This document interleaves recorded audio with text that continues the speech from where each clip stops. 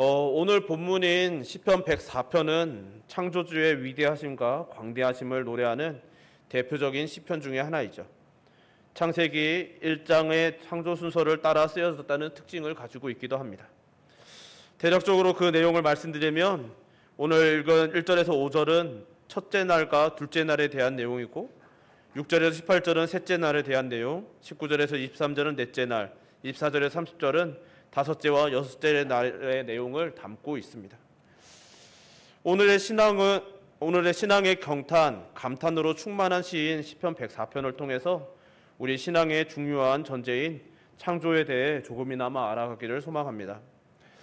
신앙인이자 우리나라 1세대 철학자라고 불리는 김형석 교수님은 자신의 저서 100년을 살아보니에서 현대인들의 불행은 감탄사를 잃어버린 것이라는 말을 남겼습니다. 참고로 이분은 지금도 살아계시는데 올해로 105세가 되었습니다. 장수하신 분이 신앙적으로나 철학적으로나 이 시대를 통찰한 의미심장한 문장이라고 생각합니다.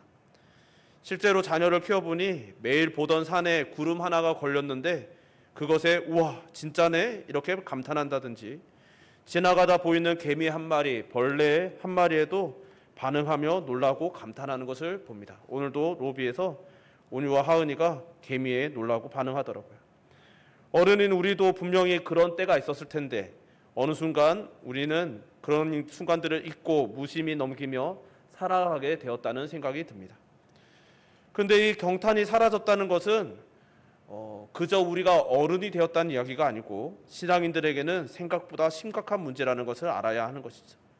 왜냐하면 우리의 신앙의 전제 중 하나인 창조에 무심해졌다라는 신호이기도 한 것입니다. 성도이면서 교회 생활을 하는 신앙인들 중에 창조를 모르는 이들은 없습니다. 우리는 성경을 읽어도 제일 처음 등장하는 기록이 창조 기사이기 때문에 성경을 조금이라도 공부하고 혹은 읽기를 시도하였다면 모두 창조를 알고 고백하죠. 우리가 예배 때마다 고백하는 사도신경에도 분명히 고백합니다. 전능하사 천지를 창조하신 하나님 아버지를 내가 믿사오며. 근데 역설적으로 한국 성도들은 성경의 전체적인 맥락이라고 할 수 있는 지난주에 말씀드렸던 창조, 타락, 구속 중 창조에 대한 것에 가장 무관심하고 무지하다라는 평이 있습니다. 우리가 모르지 않는데 사실 창조에 대해서는 크게 관심을 가지지 않는다는 것이죠. 실제로도 수많은 설교 중에 타락과 구속에 대해서는 많은 시간을 하려 하지만 창조에 대한 설교는 상대적으로 많이 취약한 것을 우리는 보는 것이죠. 창조는 때로 우리의 타락과 구속의 필요성을 설명하기 위한 배경 정도로 여기는 경우도 적지 않게 보곤 합니다. 그러나 창조를 모르면 타락과 구속의 의미도 와전될 수 있습니다. 왜냐하면 창조는, 더 정확히는 하나님께서 창조주가 되신다는 고백은 이후 모든 성경 기록의 배경이며 근거가 되기 때문인 것이죠. 그렇게 무수히 많은 시편들이 창조주 하나님을 고백했고 순수하게 창조만을 노래한 시편도 오늘 본문인 시편 104편을 포함하여 6편이나 있습니다. 그만큼 찬양하고 고백하고 하나님의 그 놀라우신 역사를 노래할 때 창조라는 것이 너무나 중요하다는 의미가 있었다는 것이죠.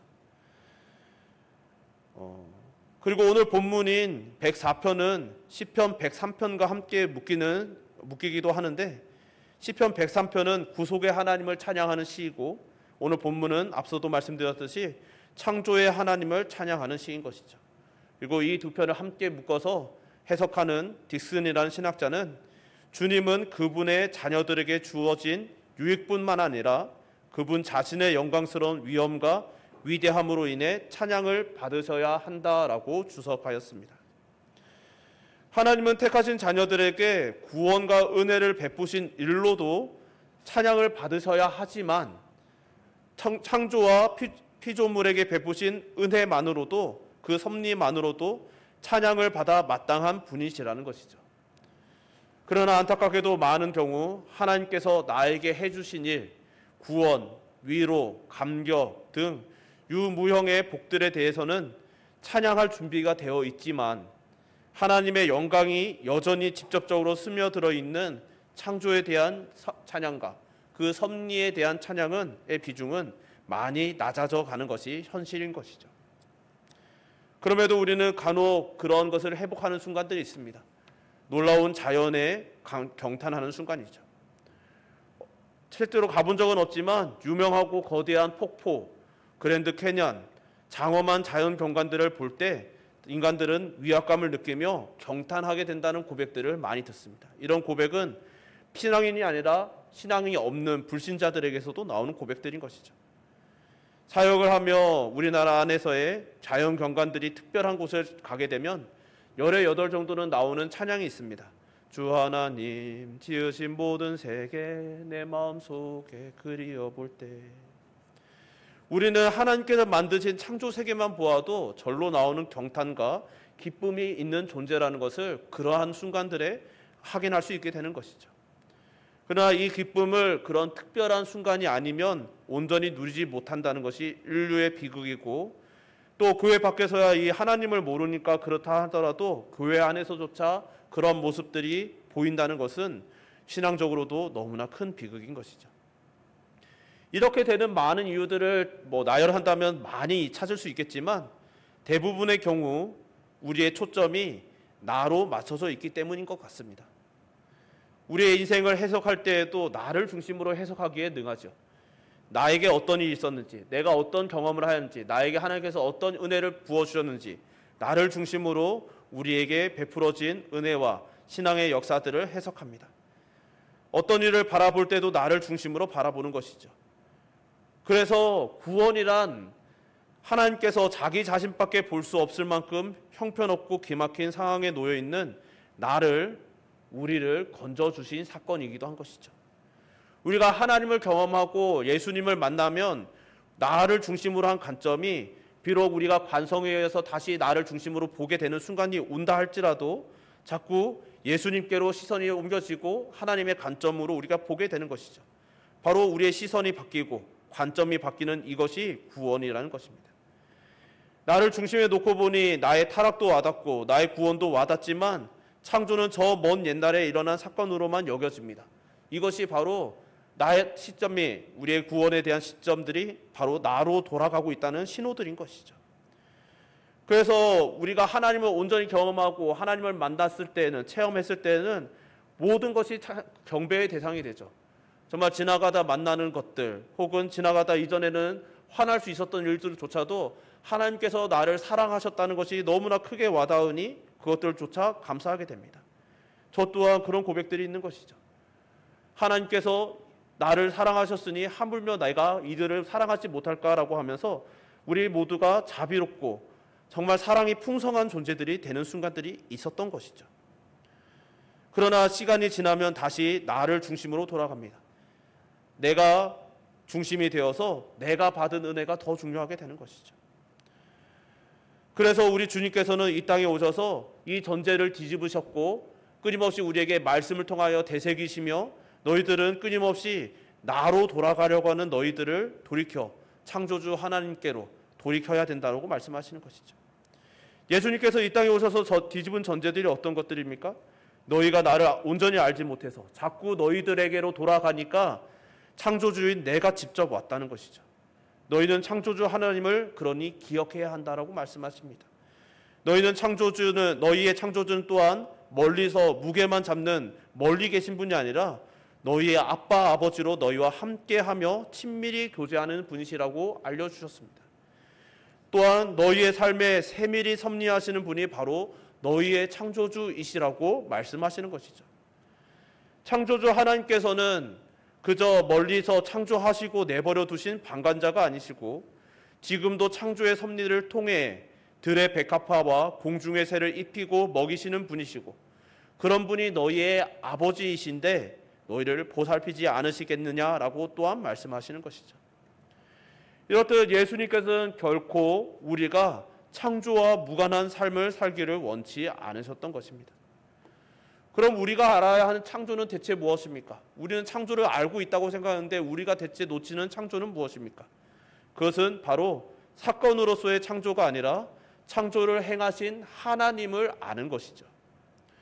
이것이 얼마나 중요하냐면 어떤 책이든 어떤 글을 쓰든 처음 시작은 대단히 중요합니다. 어떤 작가든지 간에 글의 처음을 시작할 때 많은 고민을 한다고 하죠. 그만큼 글의 시작은 중요하고 책의 서문도 중요합니다. 그렇게 성경의 시작이 되는 창세기 1장 그 중에서 1절에서 3절은 많은 사람들은 단순한 창조 사건 기록 정도로 여기지만 이것은 우리 신앙의 시작이 되시는 창조주 하나님을 소개하는 장면인 것이죠. 단순히 하나님께서 창조를 이렇게 했다라고 서술하시는 것이 아니라 너희들의 창조주 하나님은 이런 분이시다라고 소개하시는 것이죠. 이 창세기 1장에 삼위일체의 하나님과 또 우리 예수님께서 그저 2000년 전에 잠깐 오셨던 분이 아니시라 창조 때 함께 계셨고 지금도 함께 계시는 하나님이심을 우리는 고백할 수 있게 되는 것이죠. 그래서 창세기 1장은 이후 모든 성경 기록의 전제이며 우리 신앙의 전제의 시작이며 이 전제 없이는 예수님께서도 나오실 수 없을 만큼 중요한 신앙의 기초 중의 기초인 것입니다. 이런 창조는 크게 5가지로 나눠볼 수 있는 것이죠. 첫째, 창조의 본질은 아무것도 없는 무에서부터 창조되었다는 것입니다. 이것은 하나님께서 기존에 어떤 물질이나 어떤 도구들을 활용하여서 만드신 것이 아니라 있던 것들을 재구성하신 것도 아니라 정말 그분의 오직 말씀으로 그분의 능력만으로 모든 것을 존재하게 하셨다라는 것이죠. 이것은 피조 세계에 대한 창조주 하나님의 절대 주권으로 이어지게 되는 것입니다. 둘째로는 창조의 목적은 하나님의 영광을 드러내시기 위함이라는 것이죠. 하나님은 부족함이 없으신 분이신데 그렇지만 그분의 선하심과 지혜와 능력을 피조 세계를 통해 나타내시기를 기뻐하셨습니다. 그렇게 우리 사람을 포함한 모든 피조물의 존재 이유는 하나님의 영광이 되는 것이죠. 그리고 그 중에서도 인간은 하나님의 형상대로 지음받아 하나님을 알고 사랑하며 찬양하고 섬김으로써 하나님의 영광을 드러내도록 창조되었던 것이죠. 그렇게 창세기 1장 28절의 문화명령은 단지 세상을 정복하는 것이 아닌 창조 세계를 하나님의 뜻대로 다스리는 돌보는 것이며 그것이 하나님의 영광을 더욱 풍성하게 드러내는 것이어야 한다는 청지기적인 사명으로 이어지게 되는 것입니다. 즉 우리에게 맡겨진 청지기적인 사명, 문화 대명령은 그 사명의 원형은 아담이 하나님께서 만드신 피조물을 보는 순간 하나님의 창조 의도를 깨닫고 하나님의 뜻에 맞는 이름을 지어줄 수 있었던 그 모습의 회복인 것입니다. 셋째로 창조 질서는 선한다는 것이죠. 우리는 하나님은 선하시고 하나님의 뜻은 선하다는 것을 고백합니다. 그러나 오늘날 이 사회에서, 이 사회뿐이 아니죠, 온 세상 속에서 역사 속에서 일어나는 수많은 악한 일들, 이해할 수 없고 납득할 수 없는 일들로 인하여 고통스러워하고 이해할 수 없고 많은 고뇌들에 휩싸입니다. 그런데 그렇기 때문에 하나님께서는 선하시고 하나님께서 세상을 선하게 창조하셨다는 것을 믿을 수가 없다라고 말하는 이들이 너무나 많은 것이죠. 그런데 이때 창조의 질서가 선하다라는 것은 정확히는 타락 이전의 질서, 하나님께서 만드셨던 원형의 창조물이 선하다라는 것이죠. 하나님께서는 질서가 없던 혼돈 속에 있던 이 세상에 질서를 불어넣으심으로 창조를 하셨습니다. 그리고 모든 창조마다 보시기에 좋았다라고 말씀하시고 창조의 마지막에는 보시기에 심히 좋았다고 선언하셨죠. 이것은 창조 세계는 본래 선하고 아름다운 것이었는데 인간의 죄, 즉 타락으로 인해 창조 세계가 왜곡되고 망가졌다라는 것이죠. 이것은 죄의 심각성을 강조하는 것으로도 이어지게 됩니다. 넷째로 창조의 섭리는 단회적인 것이 아니라 지속적이라는 것이죠. 여기서 많은 이들이 오해합니다. 창조는 과거 수천 년 전 시기를 알 수 없던 그 먼 옛날에 있었던 단회적인 사건이라는 것입니다. 하나님께서 그래 언젠가 시기는 알 수 없지만 말씀으로 창조하셨지라고 끝나는 것이죠. 그러나 창조는 그때 수천 년, 어쩌면 수만 년 전에 지으셨던 그 말씀으로 지었던 단 한 번의 사건이 아니라 그때에 일어난 그 일에서 시작하여 지금에 이르기까지 그 세상을 보존하시고 다스리시는 지속적인 섭리라는 것이죠. 이 모든 것을 포함한 것이 바로 하나님의 창조라는 것입니다. 특히 오늘 본문인 시편 104편이 바로 그것을 노래하고 있는 것이죠. 세상을 창조하신 하나님과 그 하나님께서 그 질서를 유지하심으로써 오늘날에도 그 창조의 섭리를 엿볼 수 있는 그 자연을 바라보며 하나님의 그 섭리를, 지금도 세상을 돌보시는 그 섭리를 노래하고 있는 것이죠. 그래서 창조주를 찬양하는 것은 그분의 지금까지도 역사하고 지속되고 있는 그 섭리를 포함하여 찬양하고 고백하는 것이어야만 하는 것이죠. 다섯째로, 인간은 창조의 절정으로서 하나님의 형상으로 창조되었다라는 것입니다. 이것은 인간이 다른 피조물과 구별되는 존엄성과 가치를 고백하는 것이죠. 세상은 인본주의를 말하며 인간이 중심에 놓여 있어야 한다고 말합니다. 그리고 인간이 중심에 놓여 있지 않은 신본주의, 즉 기독교를 포함한 신앙은 정말 인간을 객체화하고 도구화하는 비인간적인 것이라고 많이 오해하고 공격하지요. 그러나 성경은 분명히 말하는 것이죠. 인간은 하나님의 형상대로 창조된 다른 피조물과는 구별된 존엄하고 가치 있는 존재라는 것이죠. 그렇게 인간은 그 자체로 존중받아야 되고 또한 소중하게 여겨져야 되는 것임을 우리는 고백합니다. 왜냐하면 하나님의 형상으로서 인간은 하나님과 인격적으로 교제하며 알 수 있는 존재이고 사랑하며 교제를 나눌 수 있는, 친밀함을 나눌 수 있는 존재이며 더 나아가 세상을 다스리는 책임을 부여받은 존재이기 때문인 것이죠. 비록 죄로 인해 이 형상이 깨졌지만 우리는 그리스도 안에서 이 형상이 회복되어 가고 마침내 회복될 것임을 믿습니다.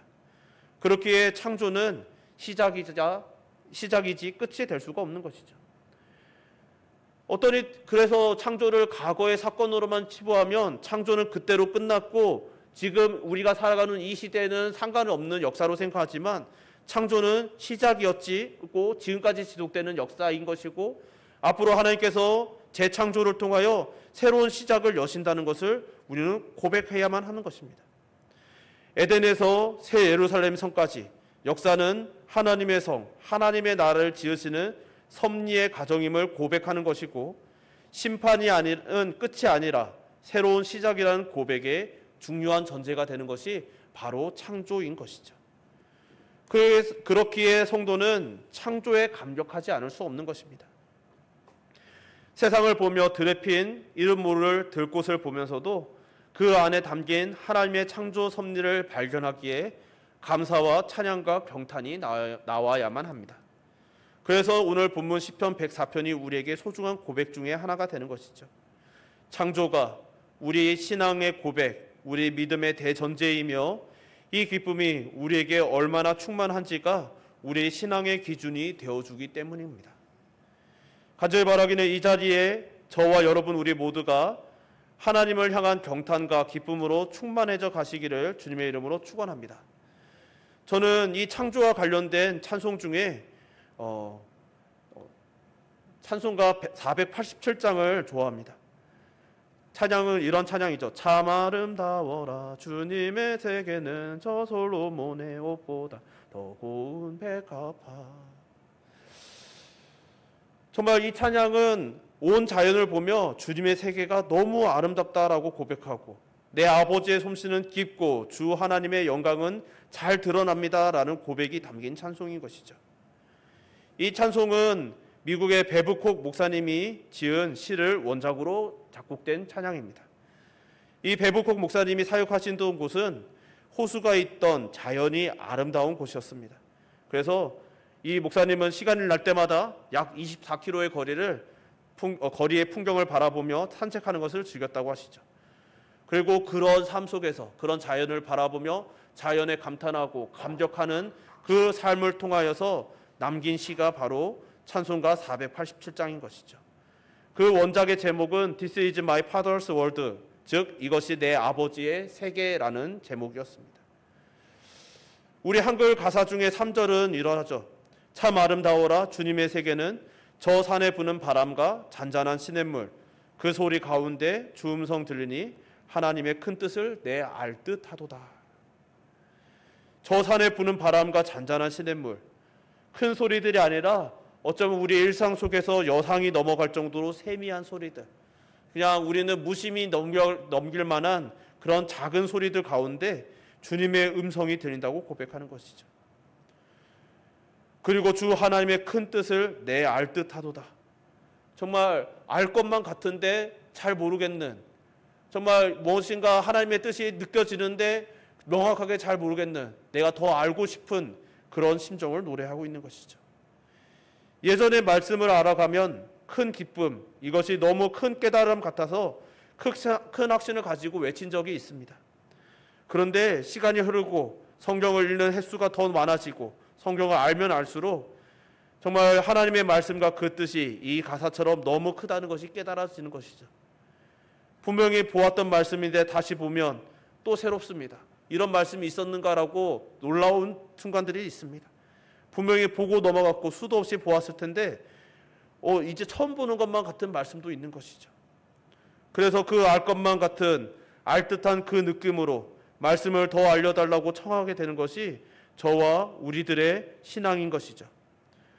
그래서 또한 이 찬송에서는 한글 번역에서는 빠져 있지만 원곡에는 이런 고백도 있습니다. 이것이 내 아버지의 세상이다. 때론 악인이 강해 보여도 여전히 하나님께서 다스리심을 잊지 말자. 이것이 내 아버지의 세상이니 내가 슬퍼할 이유가 없다. 주님께서 다스리신다. 하늘아 소리 높여라. 땅아 기뻐하라. 하나님께서 다스리신다. 아멘. 하나님의 창조를 묵상하지 않고서는 나올 수 없는 고백인 것이죠. 창조주 하나님을 알고 믿고 고백한다는 것은 바로 이런 찬양이 우리 입에서 흘러나온다는 것입니다. 하나님께서는 창조하신 창조주이시고 그 창조주께서는 지금도 섭리하시고 역사하신다는 것을 믿기 때문에 우리는 하나님의 섭리 안에서 자유함을 얻는 것이죠. 당장 우리 눈앞에 어려운 일, 정말 악인이 이기는 것 같고 정말 하나님의 선하신 뜻은 이루어지지 않는 것 같고 하나님을 따르는 의인들은 핍박을 당하며 죽임까지 당하는 것 같은 납득할 수 없는 현실 속에서도 이런 찬양이 나올 수 있는 이유는 하나님은 창조주이시며 지금도 다스리시는 섭리하시는 하나님이심을 고백할 수 있기 때문인 것이죠. 이것을 알지 않고서는 우리가 우리의 신앙 여정 속에서 믿음을 지킬 수가 없는 것입니다. 나에게 더해 주시는 복락이 없어도 하나님의 존재만으로 이렇게 감탄하며 찬양할 수 있는 것이 우리의 창조주를 고백하는 신앙인 줄 믿습니다. 그래서 간절히 소망하는 것이죠. 이 자리에 저와 여러분, 우리 모든 은총의 가족들이 기쁨의 근원 되시는 우리 주님으로 인해서 날마다 경탄하며 감격하며 찬양하며 살아가시기를 주님의 이름으로 축원합니다. 정말 우리의 옷깃에 스치는 바람만으로도 하나님을 회복하고 하나님을 느끼며 경험하시기를 또한 주님의 이름으로 축원합니다. 우리 찬송가 478장 한번 찬양했으면 좋겠습니다. 우리 찬송가 478장 찬양하고 우리 함께 기도했으면 좋겠어요.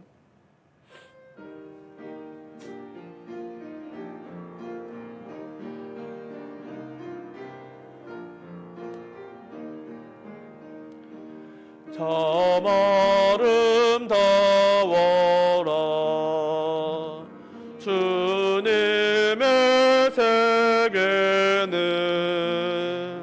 저 솔로몬의 옷보다 더 고운 백합화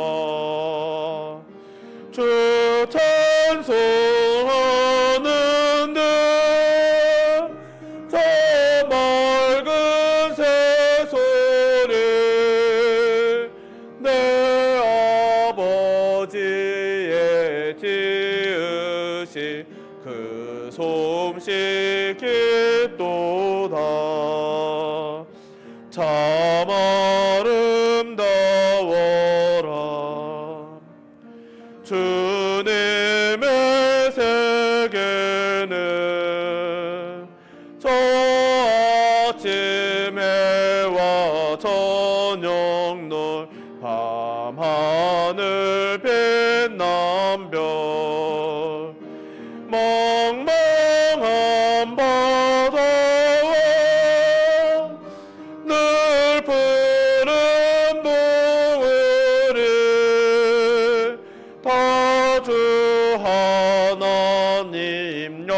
영광을 잘 드러내도다. 참 아름다워라